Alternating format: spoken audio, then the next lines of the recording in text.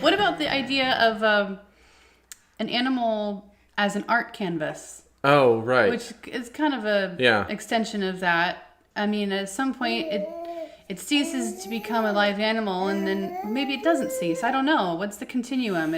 It's a live animal, and then somehow it's food, and food is a culinary art, But at some point, like let's say it's on the finished plate, and you're at a high-end restaurant, and you're eating this work of art, right? Right. But then, was it in the kitchen that it was work of art? Was it on the butcher's block? Was it on the harvesting field, the grass? The farmer put in his. But it was art the whole time, right? Or did we just need to rethink it that way? Yeah, that's how I feel like you can't push that line back too far as to when the art begins. Okay. It is definitely in the farmer. It's definitely in the slaughterman. And it's just unfortunate that so many of that is hidden. Much of that is hidden from our view.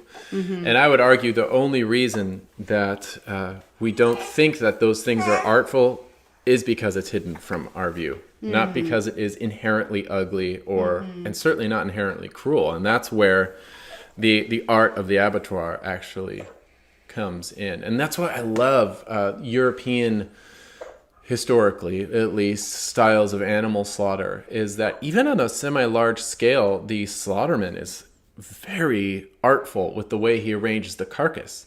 Right. And I think it's a throwback to when butchers would actually more go to wholesale slaughtermen and pick up whole carcasses. And so there was this imperative to make the carcass beautiful, to appeal to the eye of the discerning butcher, who would then take the carcass and retail it out of his shop. And so the abattoir had this imperative to display his craftsmanship and make it evident, right?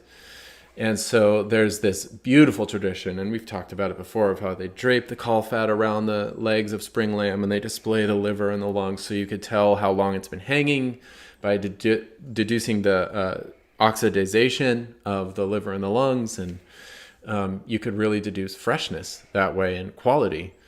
And a lot of that is lost when that stuff is not subject to scrutiny of any kind. It just becomes efficiency. And that's what we have in America, where the slaughter is unfortunately, tends to be an artless thing. Yeah. And there's lots of exceptions. I mean, guys do excellent work, even if it isn't beautiful to the untrained eye. Like, I love watching, finding videos of guys working at a small USDA slaughterhouses or something.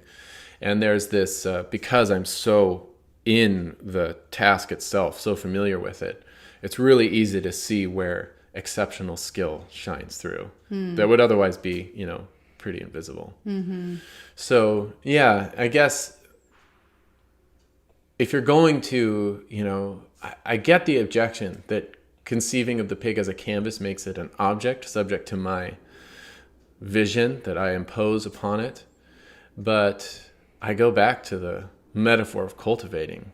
Like, if I am going, and art itself, if I'm going to make this pig food in a way that vindicates its sacrifice, that doesn't profane the gift that is a living being for my sustenance, then I'm going to be receptive and bound my tastes, bound my desires to the parameters of the pig. And which is not really when you do that, when you make that call, you find it's not a boundary at all. You've just expanded things more than you can imagine, because ultimately your tastes and your likes and dislikes and what kind of sausage and what kind of lean pork chops or whatever you like to get out of the pig are extremely circumscribed. They're so narrow. And I just know this from doing this forever, that, wow, I thought pork had like 3 flavors, right? It's like, no. When you open/limit yourself to the boundaries of the pig, and you are docile and receptive to what the yield of the pig is, then it expands your horizons far beyond anything you could have conceptualized without that initial limitation, you know. And by limitation, I mean like I'm going to limit myself to what the pig gives me. So I'm going to scald and scrape. Pig gives me skin. We're got to figure out how to eat the skin, how to use it culinarily. And I'm not going to trim off all the fat. I'm going to try to use that. I'm not just going to toss all the offal. I'm going to try to use as much as I can. And when you do that, you're not so much imposing your vision on the pig. It's the opposite. You're being receptive to the gifts of the pig.